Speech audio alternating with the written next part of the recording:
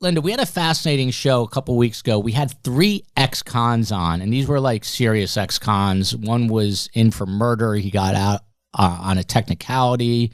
He was actually like the sweetest of the bunch. He's the one guy you didn't think was the murderer, but he was sweet, soft-spoken, kind of small guy. The real tough guys were committed lesser crimes, but they had a very interesting take. They've I think collectively served something like 90 years together. But they said that, look, they come from the street, they were in gangs, and they live by a code. But they say that they think that Charlie Adelson is not made of the same fabric, that he is basically a mama's boy. He's going to cave under the pressure of these jail cells, the walls of the jail cells closing in on him. So that leads to a question. Do you think that the pressure will become too much for him?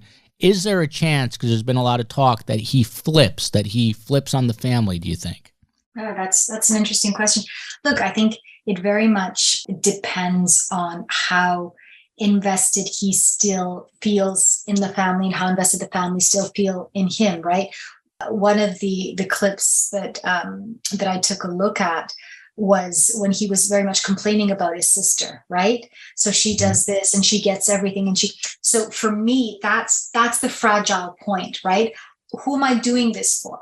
Am I doing it for a family I bought into, a mother I respect, or am I doing this for a sister who, to your point, was held up, perhaps more as a golden child, maybe not as much as the other brother, but still, a golden child, a vulnerable one. What's in it for me? And I think that's going to be the tipping point. And that's a great point. That was a conversation that Charlie had with Donna, and basically said, look, Mom, I worked. I had to get out loans to become this dentist, to make all this money. She's basically a trust fund kid. So you can, like you just suggested, Dr. Linda, it's kind of peering into the psychology of how he thinks of his sister. And there seems to be a little resentment there, right? It sounds like it, right? It sounds like it. And I think it's something that perhaps the mom is aware of, because she's very much trying to kind of, pacify him when he's saying that, and like, yeah, I know, and you did amazing. Yes, you did work really. It's a fascinating exchange. It's a wild story, Karm. Just as I'm sitting here asking these questions, I'm thinking, I'm so glad I'm not in Adelson. I have so much to worry about.